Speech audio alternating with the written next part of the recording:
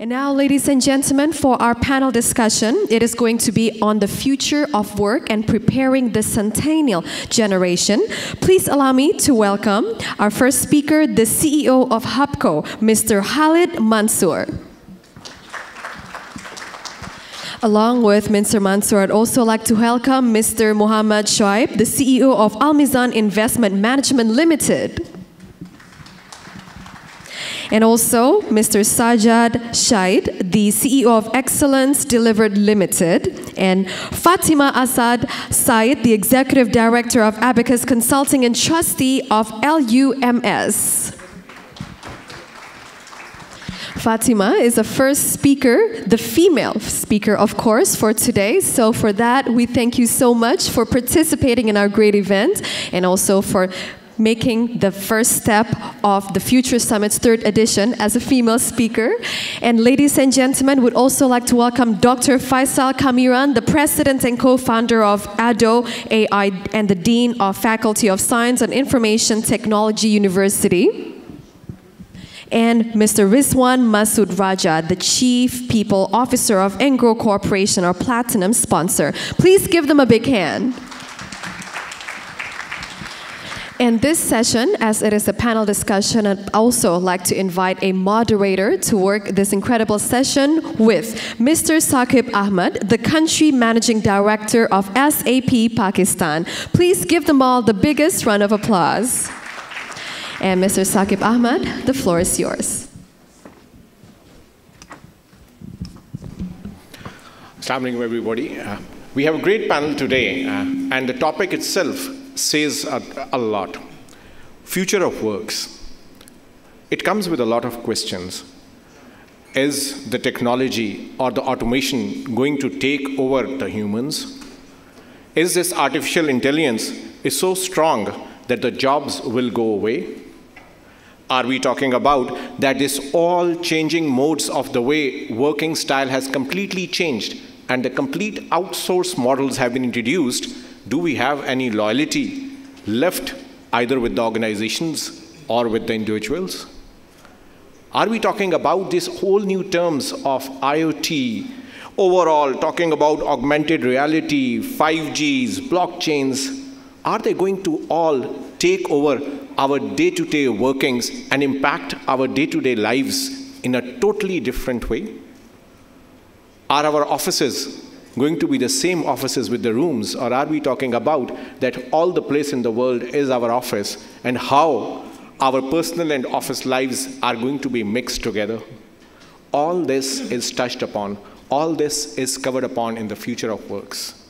And we have our panelists over here who will be talking about that how all these different angles is going to be impacted in the respective technologies and the areas of work that we have worked in.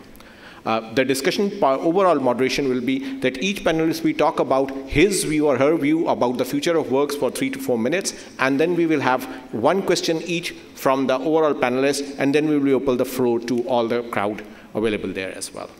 So, sabse pehle, Khalid Mansoor sahab, what do you think about future of works? Bismillah ar-Rahman ar-Rahim. Thank you, Saquib. Right. I hope I'm naming you correctly. Well, as you said, that it is a very elaborate subject, but very interesting one also, because everybody seems to be envisioning what would happen. But from my perspective, we have to view it from the psychographics of Centennial, and these are the kids who have born after 1996. And these are the kids who have been grown with the technology in their hand. If you look at a small toddler, all you see that most of the time he has, you see, either a mobile telephone in his hand or he's working with other tools and technologies in his hand. And also what they're saying that the way they have grown up, these tools and these technologies are changing every passing day. So that really changes the behavior and the attitude of these people. And the future of work is going to be the psychographics of Centennial and the impact of technology which is supporting their habits. So all said and done, I think in a couple of minutes, if I have to really articulate my thinking, it is going to change the organization, or organization will have to really gear up for these upcoming changes. because these kids, when they will go to the organization as per their desire, they would like to have change, you know, they will have less patience, their expectation is going to be great. As, you know, they expect that every week the application changes, every week the mobile telephone changes. So the same behavior or same expectation they will be looking forward in joining the organization. And also with the, you know, invent of the technology, the competitive edge of the organizations are going to be dependent that how the intellect is going to be retained in the organization. Because technology will be available to the organizations, and in order to really perform better than the other, all they have to do is to really grab the highly intellect people, but then, you know, they have to change their compensation strategy, their performance evaluation strategy, the way they are going to be ensuring that they will retain, because their inherent attitude is going to be, you know, plug in and plug out. They don't want to stay in one single organization as long as it does not fulfill their dream, you know, their behavior or their sense of purpose. So organizations will have to really take care of all those situations. Otherwise, what would happen? There is going to be a very, very high attrition, or you see that is going to be impacting their profitability. So I think from that perspective, you know, we need to prepare. And if we are able to really grab all those, you know, future changes, then that is going to be really adopting the type of organization or the people in the organization who will be joining. Thanks. Thank you very much, Khalid sir. Thank you very much, Khalid sir. And over to you, Shoaib sir. Khalid sir talked about overall that how is the impact in the organizations and how the employees need to be retained to that angle, and how this new changes can be adopted in those organizations and individuals as well. How do you see the future of works in the investment point of view that you are related to? Okay. Bismillahirrahmanirrahim. To take it on further to what Khalid Sahib has already mentioned, from my perspective, the use of artificial intelligence, the use of technology, it can be considered an opportunity, or it could be considered a threat.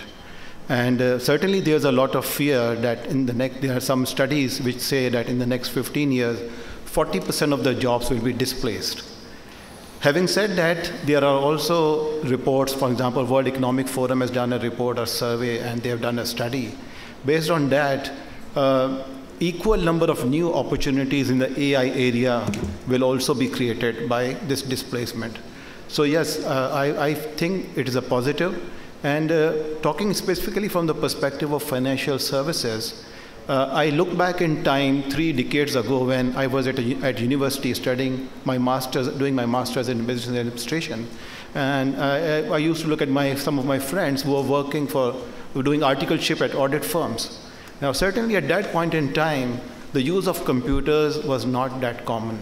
Calculators were there, but what we can see is that while the computers came and they were used, instead of using the big data registers being used by the accountant earlier, the jobs were not displaced. Rather, the economies of scale, the efficiency actually developed their business. The computing power increased, and as such, they were able to benefit. So as long as the artificial intelligence and technology is supporting the growth, I am pretty sure that it will create more opportunities than the threats.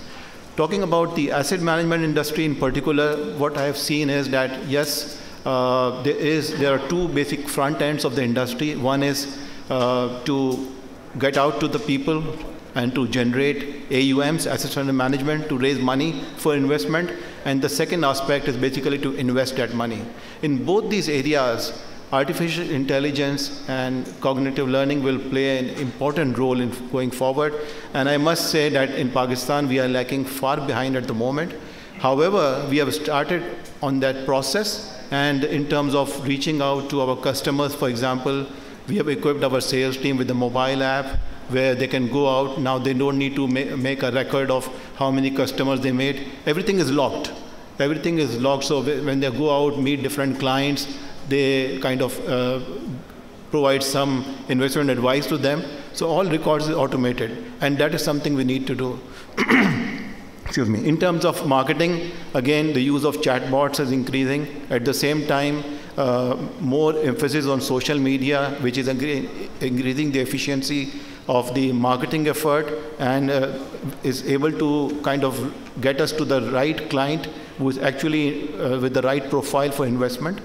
On the investment side, again, cognitive algorithms are being used to make informed investment decisions, because you see all these process of investments is a very unique blend of cognitive thinking, fear and greed, which is sentiments, and also analysis. And all these are uniquely combined in asset management industry. So I think artificial intelligence is certainly going to help. One should not be afraid of it, and inshallah, it will lead to more creation of jobs. Thank you very much, Shoaib sir. Sajjad sir, Shoaib sir talked about that we have more opportunities than threats. And even with the social media becoming the hub place of business and chatbots taking over our call centers, how do you feel the impact of this is happening in the Pakistan overall, the impact of the future of work's overall direction that we are talking about? Hello. Yeah.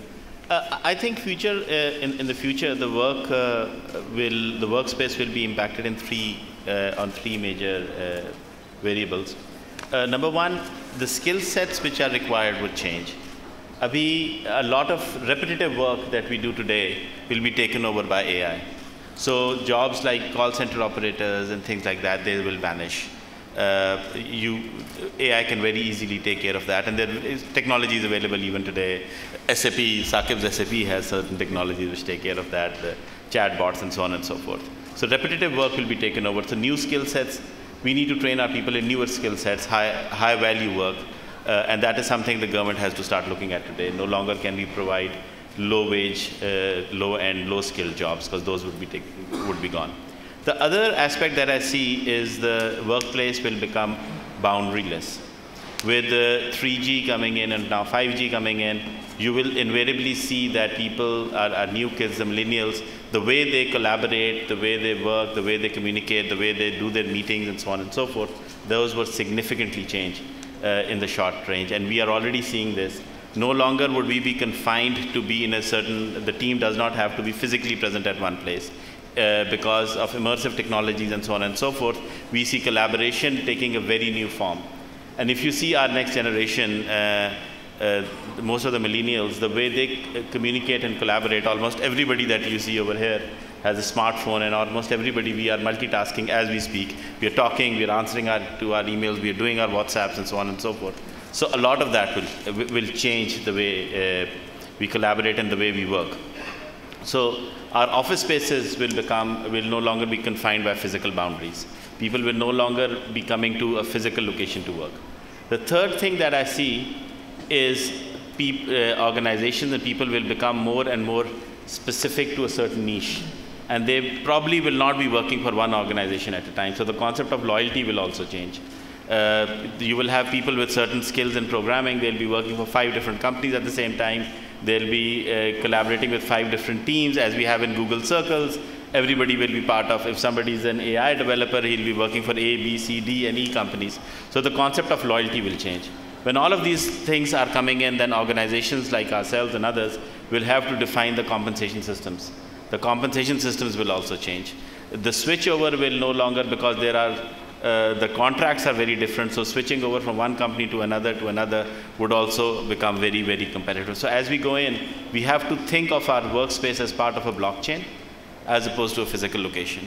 And that is a mindset that we have to start adapting to as senior leaders or dying senior leaders of an era which is ending. The new work environment will be part of a chain, and not the entire organism as it exists today. So Sajjad, you talked about very important points on over there, and Fatima, as we are moving towards you, Sajjad sir mentioned that skill sets will change, no loyalty, there will be boundaryless offices overall, and the people will be working for different companies all at the same time. Everything that we do today is going to change. How do you see that? Hello.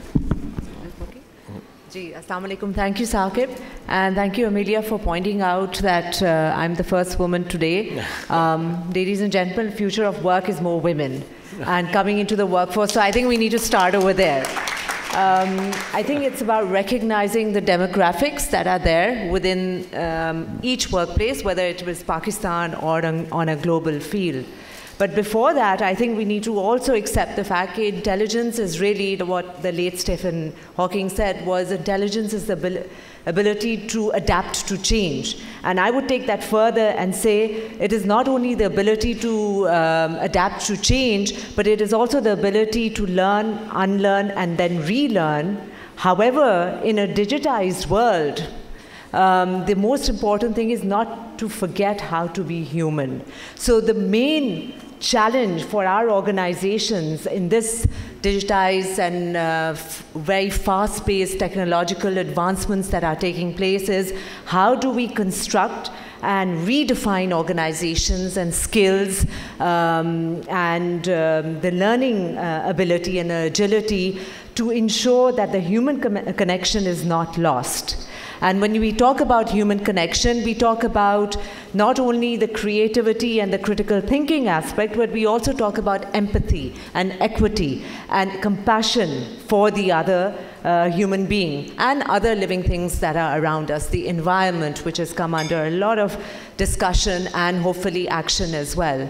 So you take it right to the millennials, to the centennials, which are entering the workforce right now. What kind of future are we creating, or what kind of future are they creating for themselves? And what are the challenges and the pressures that the organizations have at this point in time? You start with recognizing what the different demographics want. Each generation has a certain level, a certain sense of priorities, certain values, certain abilities, which are very different across the board. That's also diversity. This new generation wants a certain a purpose with which they can create a bit of meaningful, but they can also create value which is sustainable. How do you dovetail that into the business strategies and align them to create a value that will be sustainable, that will create a new future? That, ladies and gentlemen, I feel is the real challenge. Then we scale it back to what you mentioned about the gig economy as well, and the challenges that we have about individuals not being loyal to the organization. Yes, that is a thing of the past. Lifelong employment no longer exists in the world that we live in today. But what does exist is for organizations to recognize that what are the facets, compartmentalize. Do you need permanent roles? Where do you need contractual roles? Where do you need short-term engagements? And what kind of skill set?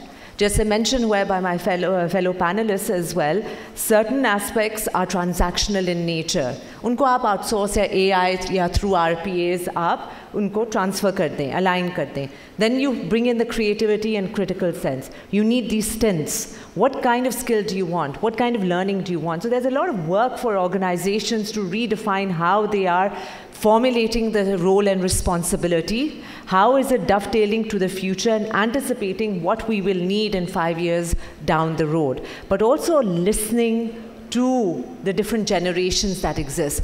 What are they looking for? Is it meaningful? Is it an experience? Is it a delightful customer experience or an employee experience? What is the value proposition that we're defining at this point in time? And how are we reconstructing the organization that exists right now, but it will remain relevant as we go along in the future? So these are some of the elements that we need to keep in mind as we move forward towards a more transformative model.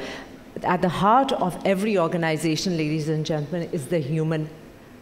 And that is what we need not to forget and remind ourselves that when we develop business strategies, it is that human value which will really, truly impact sustainability. Thank you. Thank you very much, Fatima, and very, very valid points. And as we move to Rizwan Masood Sahab, and I love the designation, Chief People's Officer. It's something that connects. Rizwan Sahab, Fatima talked about the two interesting points. One is in this world today, we have to learn and unlearn and learn again. That we have to do on a very faster pace. And the second thing she talked about was we need to have the humanity remain the main core within this digital network that we are talking about today, that we all are part of. How you see from your angle as a Chief People's Officer that you can sustain, and how you see future of work impacting your organizations? Thank you, Sajjad. Thank you for giving this opportunity to speak. I think 3 CEOs and a consultant, and then the guy, the fourth and fifth, is the guy who is really challenged in the organization to do the job, right? So I think, in all this disruptive, with the disruptive technologies, the environment we're facing, the millennials, I think role of HR, and that's why people. I think it's from that journey from human resource personnel management to really looking after people, and they are the key for the organization, and let's hence focus on that. Right? I think, let me give little context on Engro as a big organization, how we are handling the phenomena here, right? So I think in last 18 months, the management team has been really focused to see where the future is because of all this technology, disruption, change, and the environment. So our focus is to, then I think the consensus was to really relook at our purpose, because now the younger generation and people go for the purpose. So what is our purpose of existence in the organization? And as an organization, what we believe in. So I think in last 18 months, we have done a lot of work on that. Then comes the how we really pivot people towards the purpose and the objective we have. I think performance management came into the, I think, into the question. So we are a very execution-oriented organization where business objectives needs to get delivered.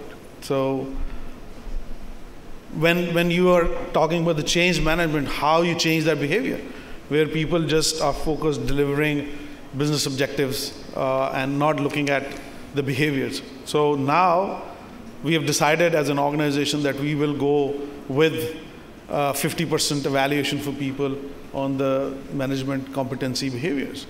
Because once you want to see and bring that change, you need to evaluate people and put them in that box that they need to think that what is really required for future. Then I think technology is a big play for us. We are heavily investing on technology to really counter all these things in the organization. And I think to your question, that I think last part of your question, I think yeah, it was more about that how we can remain human within this digital environment that we are talking about. I think delivery of objectives and looking at how you deliver that is important. Yeah. You look at the people aspect first, that how somebody is approaching that thing is very important. So I think that's how we're trying to address this. Thank you very much, Rizwan Sahib. Rizwan Sahib talked about performance management, objectivity within the organizations. Clearly, behavior of humans in a certain role that they are put in will be the key parameter of the performance management. And that is how our evaluation process is changing. Over to going to Faisal Kamiran Sahib. Faisal Sahib, coming from the education industry, how do you see that future of works is getting impacted, or the education overall is a main enabler for this future of works? How do you see that? Thank you so much, Saquib sir. Can you hear me? Yes, please. Okay. So thank you so much, Saquib sir. So I think I'm one of the few individuals who have background in academic research, academic teaching, and also industry. So on the basis of my experience in all these three verticals, first of all, I would like to agree with my co-panelists. Like, yes, the future is clear. Like, their future is the adoption of technologies, the innovative technologies. Those second opinion. And this adoption would not only be just the technologies or the change of direction of work, it would also be change of the whole environment where people would work. Like remote working, like the change in office dimensions. So these are the clear indications. But going one step ahead of that one, so when we say this adoption, so I would like to put it in a local perspective of Pakistan. So for Pakistan, so it should be the right adoption of technology, innovative technologies. When I say right adoption, it means that we have to bring our academia, industry, and government, all these stakeholders in on one board. So they can work together, they can deliver, they can perform to produce the right product, because we have a huge opportunity with us. Right now, we have a big chunk of our youth population, just like a random number, I think so, according to the recent estimate, so around 30% of our population is between the age of 50 to 35. So if I just translate this 30% into numbers, that is around 60 million people. So if we train them properly with the right technologies, when I say right technology, right training, it means we are going to give them the skills what are being demanded by the industry locally and internationally. We don't have any boundaries right now. So if I just combine them, like for example, 5 people are working to build one AI product or any other innovative product, it means that we have at least kind of 1 million export units in the time of maybe 5 years, if we do our directions, if we do execute the things in the right way. Here academia have to contribute. They have to give the right education, right skill set, with the proper curriculum, with the proper hands-on, so which are being demanded by the industry. Then the industry should also open their arms. They should come close to the academia instead of closing them into separate apartments and compartments. And a government should come and they should also try to support both. For example, they should treat every single freelancer as an exporter. They should try to encourage them. There should be, for example, there could be competition. Like for example, if any person in the age of 20, they're exporting the software at a certain threshold, so they should encourage them. They should award them. So if we combine all these 3 things, and we bring academia at par, then definitely I'm seeing a huge potential for Pakistan, and that would be the actual point where we can get benefit from our youth to cope up with this future of work challenges. Thank you very much, Faisal sir. Now going into the first question sessions, Khalid sir, this theory that automation is going to come and take over the humanity or humans is not something that has just come up new. This theory is there for the last 45 years, 40 plus years. What has happened suddenly in the last 5 or 7 years that everybody is talking about, that this automation is going to impact the human resource to that extent? What has changed suddenly that everybody has an impact on their lives? How do you see that? Good question. Well, if I look back, 40 years in my career, when I joined, the office environment used to be that you write a letter to interact with the organizations. You have a couple of clerks with whom you type your memo or performance assessment report and then wait for weeks until that got typed. And then we had the computers available. And then I remembered that when I got transferred to Exxon in my early career, there came fax machine, and people said, wow, I mean, this is the total transformation or end of technology.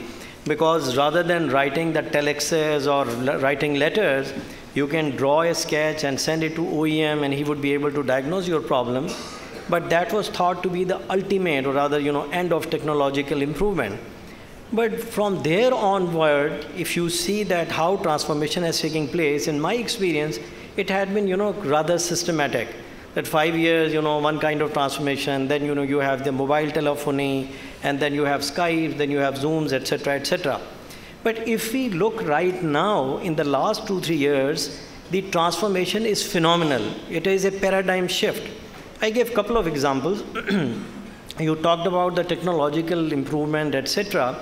But, just dovetailing it or linking it with the organization structure, it was not impacting as much as it is doing right now. And I give two specific examples pertaining to HUBCO. I attended 2 years back, or rather it was 3 years back, the global conference of GE. And here come Jeff Immelt, and he came and talked to the people, 500 CEOs globally attending.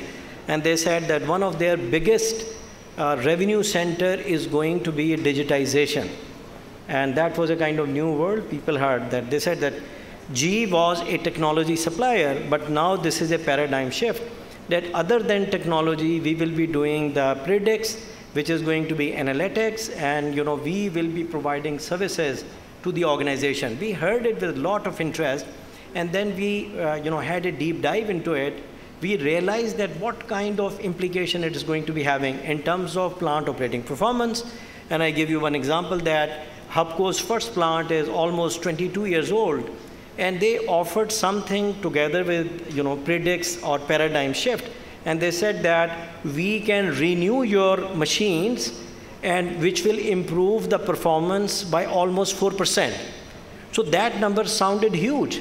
But they said that with the implementation, what would happen, that they will take away the older rotors and put in the new one, and with an excellent business model, whereby GE will invest on the capital. But if there is going to be actual improvement, which is going to be demonstrated, then there is going to be a profit sharing. We did that, and I'm happy to report that now all those machines are virtually new. So 4% improvement in efficiency means a lot. But the other model which they are introducing, it is absolutely fantastic, and that is going to be impacting the organization structure. It is called asset performance management. What they are doing, that if, for instance, we look at some other plants, we have done the organization based on the performance of the machine and what we can do through the human resource or intervention. But this model, this is the first time they implemented anywhere in the world. That with different sensors on our 11 machines at Narowal plant, through the cloud platform, the real-time optimization is being monitored by a GE expert in Atlanta. And on real-time basis, they are telling us that, what is the best efficiency point. Conventionally, you have a team of people who are doing the performance. So there is going to be a huge workforce which will collect the data and then, run it through different applications, then do the analysis, and then they will say that that is how you can improve the performance. But now there is no need. And hence, what is happening, that the same implication is going to be happening on the OEMs as well. What we used to do, that we look at their manuals, and there was a specific requirement when a specific part is to be changed. Run it after 5,000 hours, 10,000 hours, so on and so forth. But with this digitization or, incorporation of the technology, we will do it on the real need basis. So that has, brought in the paradigm shift. But lastly, since time is short, with this kind of change, what is happening, that the organization structures are going to be changed. Now, what would happen, that with this technological implementation, the requirement of extremely specialist people, as the other gentleman had said, that he may not be a permanent employee. So at least in HUBCO, I am looking at organization structure, that with this kind of digitization, with this kind of paradigm shift, which are the people who will required on a permanent basis, and which are the people or skill set I just need to bring in on need basis. They will come, fix it, maybe for 1 day, maybe for 1 week, maybe for 1 month. And that is where the organization structures are going to be the leaner, the thinner, and so on and so forth. And that is the reason, this buzzword, gig technology, and that is becoming more and more famous. So with that kind of stuff and the technological improvement, the competitiveness is also increasing. And as the other gentlemen have said, that, that will require organization to relook at their organization model, how they are going to be really retaining the employees, how they are going to be motivating them, and so on and so forth, how they are going to keep them current. So that would mean they will need to learn the newer and newer skills, they need to be more innovative, and so on and so forth. Finally, I'm saying that this change is not going to be happening very long. तब्दीली आ नहीं रही, तब्दीली आ चुकी है. I think this is the best said in the right context. ये वाली तब्दीली वाकई आ चुकी है. I think the way you explained the HUBCO example, I think this is a true example, and that's something that we need to understand, that how this is happening in Pakistan and how it is happening within our organizations. Moving to you, Shoaib Saab, you belong to the financial sector, as I said. And we know these days we are talking about all the wars are economic wars. Everything that is linked is to our economy. Do you really think that this future of works can completely be digitized and automized and human factor can be completely taken out of it? Is this something that we can entering such kind of a world, or we will still always have that human factor in this economic war that we are talking about? Yeah, so as we just talked about, the panel discussed that most of the repetitive works will be outsourced, it will be automated, it will be done through artificial intelligence. But what does really mean actually? What it really means is that the importance of innovation, the importance of creativity will further improve. Let's take the example of HR. All the mundane jobs, repetitive jobs, for example, recruitment, performance measurement, AI could be used to do those jobs.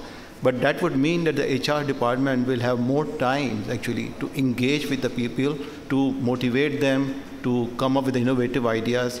Similarly is the case with all aspects of business. And as Fatima also mentioned, that this human factor, we have to make sure that human factor is not lost, because we will have to continue to motivate the people, although they will not have the long-term ties with the organizations. They will be more passionate about what they want to do rather than what process they are doing or what organization they are working for. But continuous engagement very, very, very important. So I would say the human element will actually become more important, and the factors of empathy, innovation, creativity, emotional intelligence, they will be, I think, more relevant and more important for this. Thank you very much, Shoaib. So I think emotional intelligence and empathy are the key things that we need to develop in this generation that is coming on. So that's in your first round, you mentioned about boundary-less offices, you talked about skill sets. It brings to a very important question that if we have boundary-less offices and the skill sets are to be required, what is the impact of then international workforce for us, and how our people can work on that international workforce? Because if there are no boundaries, this means the room to play for all the international world within this span is there. So either we can lose jobs to the people, or our people can go and take other jobs. How this boundaryless environment is going to impact us? HUBCO is a classic example that he gave, right? So with boundaries, with internet, with connectivity, you will find the most valuable skill, and that's where the job will go. Let's be straight and honest about it. That's the way it's going to be. And if we are going to be in the workforce, we have to develop niches, and we need to be competent and develop niches where we are good at and be connected to the world. The world is flat at the end of the day. I look at it more as an opportunity than as a threat. For instance, we are sitting over here in Pakistan from our office. We are serving about 40 customers in Middle East, where all of their IT work, everything is being managed over there. And it's not like outsourcing in a typical model. We are engaged with our customers in their strategy. We are engaged with them in their manufacturing. We are engaged with them in their operations and so on and so forth. So it is a lot more linkage. So as I would say, now when they think of their organization, or when we think of our organization, we are actually a part of them.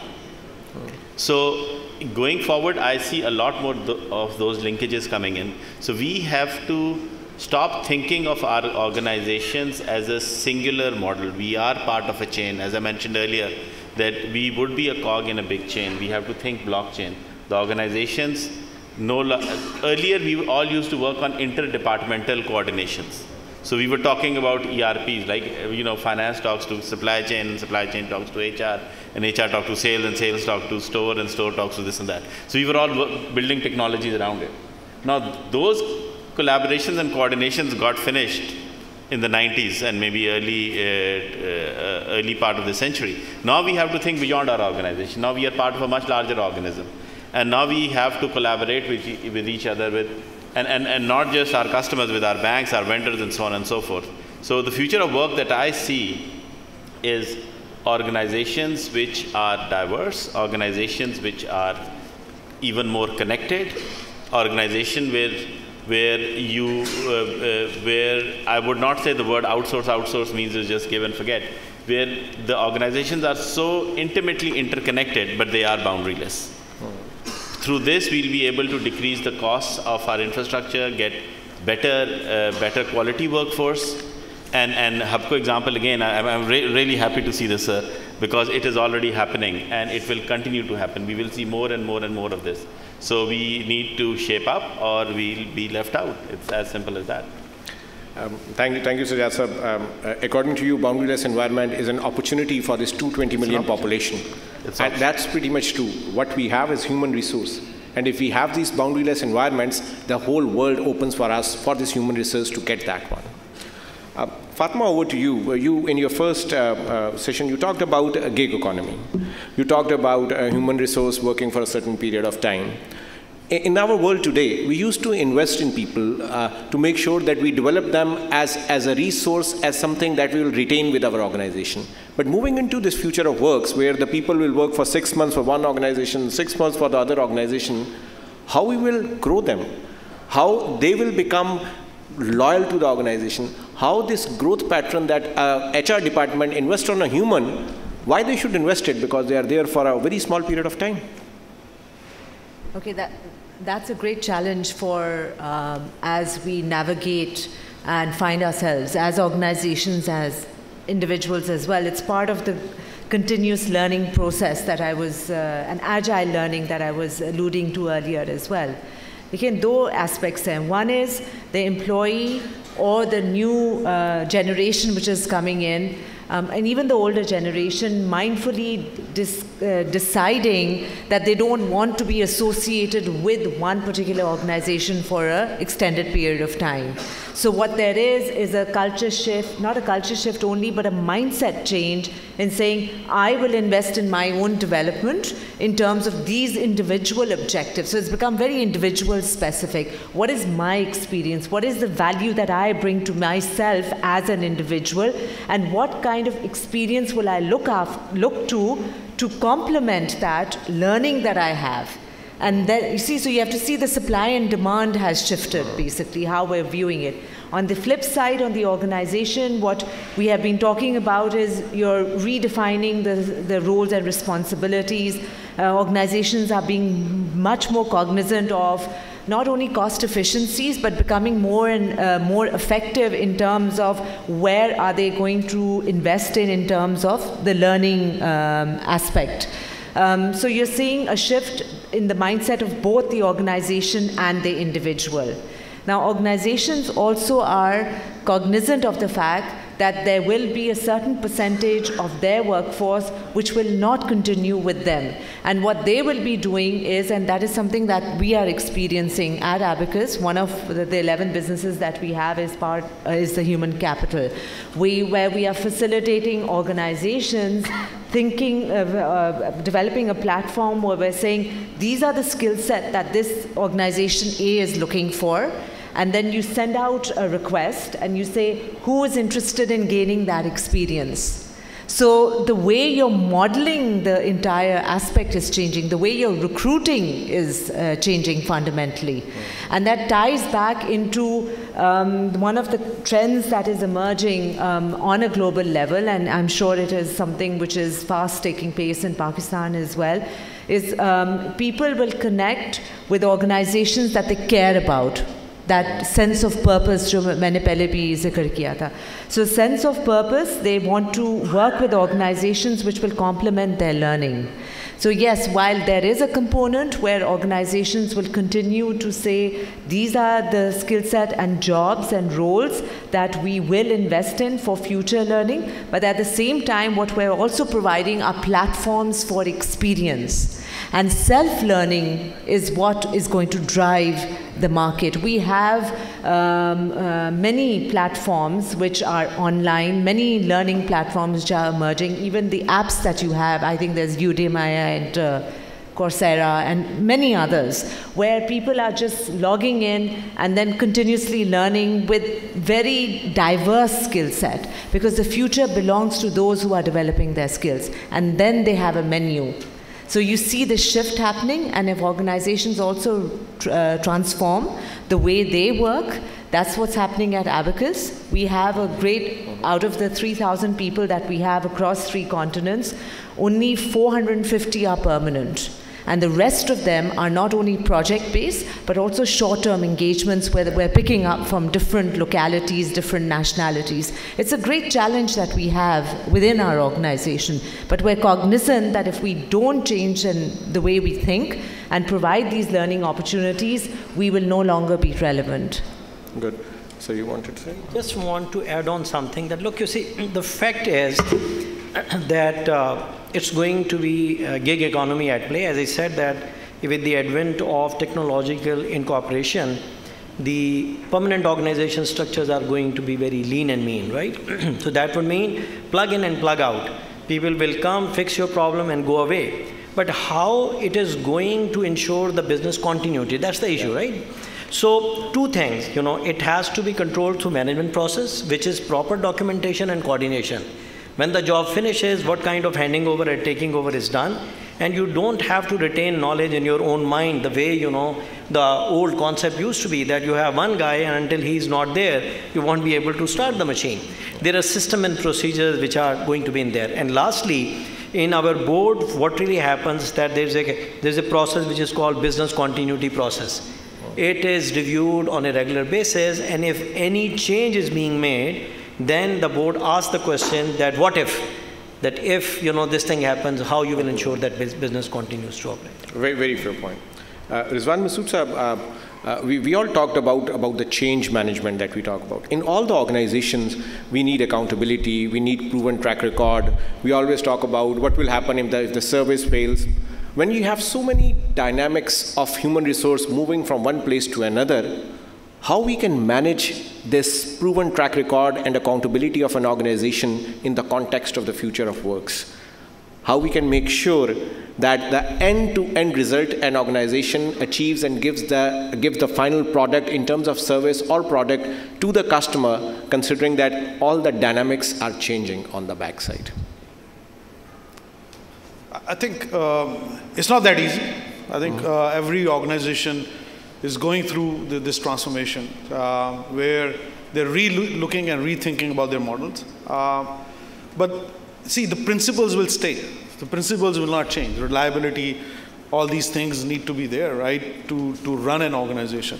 But how you measure, how you look at those things might be different. So I think there are different examples which we could look at. Today, if we go and want to see, I think the other realization we need to have is the institutions are diminishing. The confidence level and reliability and all these things are changing now, right? So how you go and eat at a restaurant today, right? So you will not go by the name. You'll go and look at the reviews, who has reviewed it, how many reviews are there, and what is the rating, and then you'll pick your bet, right? So similarly, now you probably will take a 300-mile ride with a stranger based on some other information, right? So similarly in the organizations, I think we need to open up ourselves as well. So I think the confidence level, and I think the reviews and the technology will help to make those decisions better for people and employees as well. A very fair point on that point. We all need to pass through this change management process. Faisal Saab, over to you for the last question of the session. With all these discussion about automation and fast-moving world that is changing, what is the role of the academia and education in the future of works? How you see that how they will change over the period of next 3 to 5 years to accommodate the future of works change that is happening all across the world and in Pakistan as well? Yeah, I think so. Role of education. Primarily, I think we would have to change from the very beginning. For example, this coding stuff we would have to introduce to our kids at quite early stage. We cannot hold up to their bachelor's level or their at least O levels or A levels. We would have to teach them that this is an important part of their education from the very beginning. So if we will try to inculcate them this kind of sense, software development sense from the beginning, it's not only software development, it's kind of like through interacting with the software. If For example, in every field, so whatever you want to build, maybe there is some solution available, with the advent of these apps and with the advent of these modern solutions. So this is very important that we would have to take care of this thing from the very beginning. Second thing, about the higher level, I think we need to teach our graduates that what are the quality measures. For example, so we have a great opportunity that we have a whole world in front of us to sell our products. But it means we also have to meet their standards. It's not something local that you are selling in a small city. So you would have to meet the standards what all the great companies, maybe from India, maybe from Eastern Europe, what they are providing. So if you are unable to do that, so then you would be in disadvantage. And final thing, the first two parts are actually related to the delivery of things. So whatever responsibility or the project or assignment you take, you need to deliver as per your agreement. The last part is ethical concern, that whatever you are doing, it should not just for the sake of requirement and delivery of the requirement. You always need to be very, very careful about the ethical aspects. For example, so I do have a working experience of artificial intelligence with like several governments and organizations. So I think it's a temptation of our youth and our engineers that there are so many open source libraries.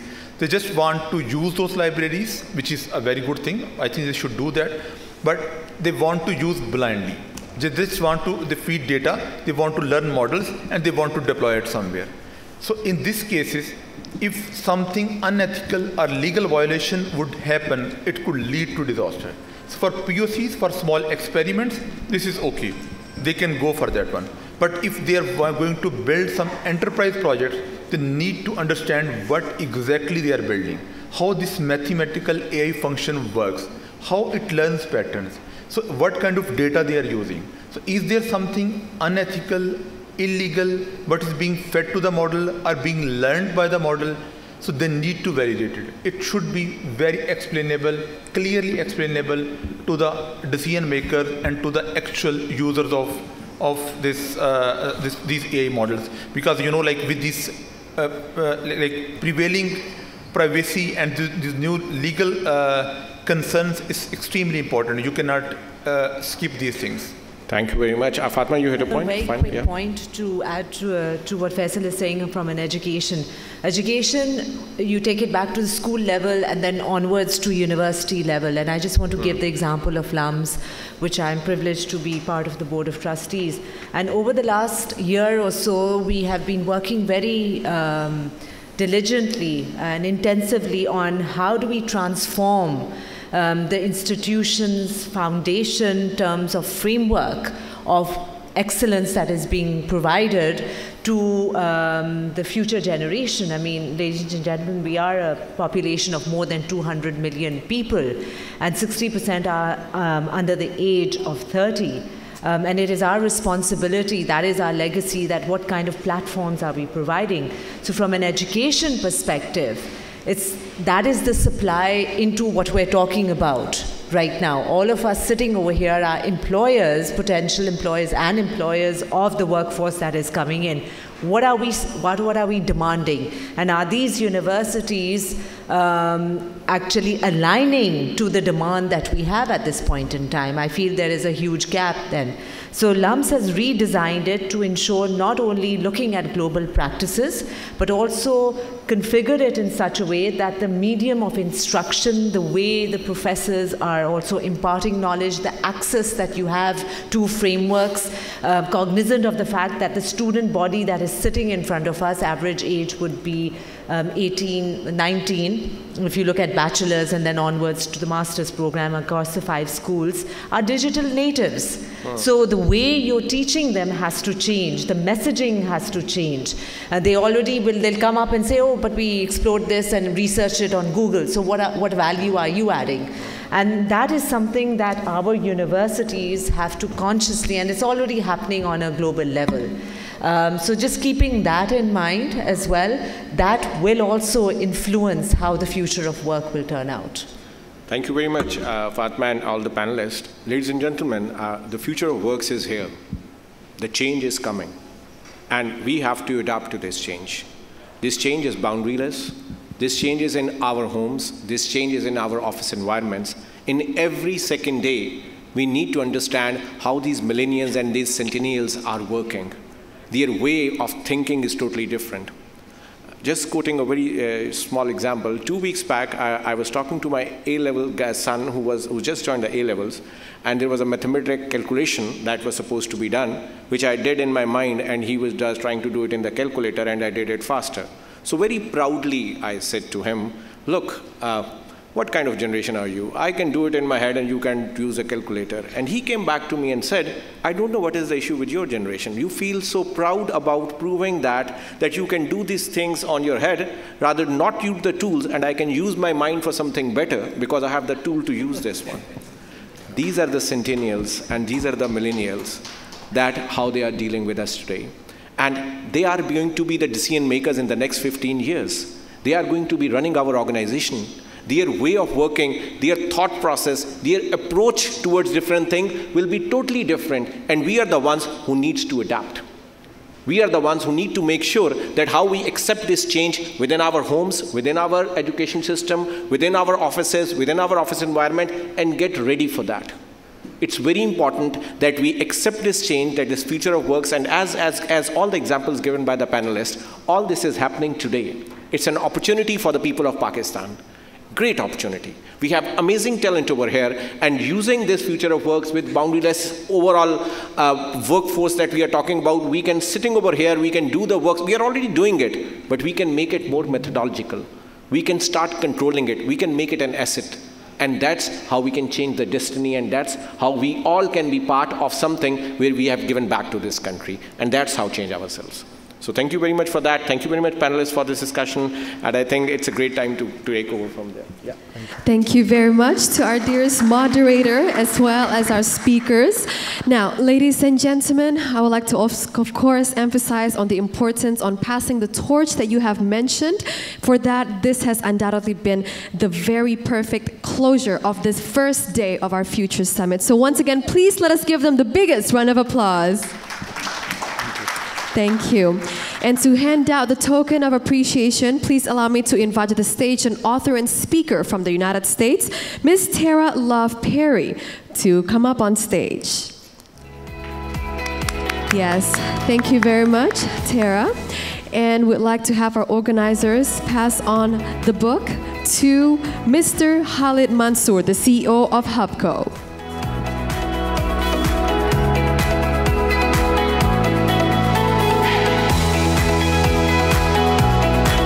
And next to Mr. Mohammad Shoaib, the CEO of Meezan Investment Management Limited.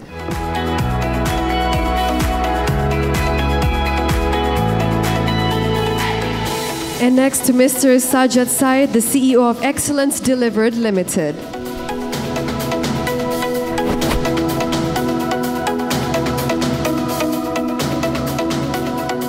And next to Ms. Fatima Asad-Said, the Executive Director of AbacusConsulting and Trustee of LUMS.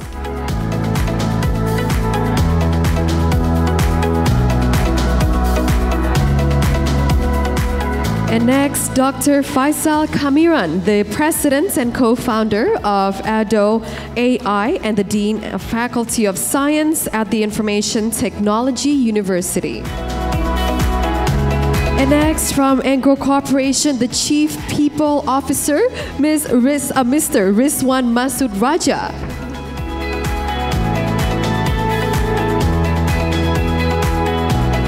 And last but not least, to our dearest moderator who moderated this session incredibly well, Mr. Saquib Ahmed, the Country Managing Director of SAP Pakistan.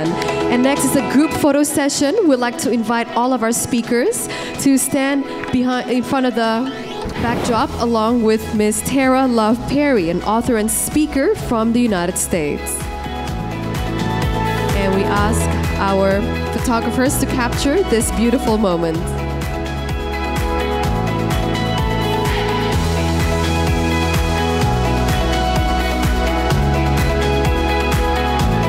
Thank you very much to our speakers, moderator, and also to Tara. Once again, ladies and gentlemen, please give them a big hand.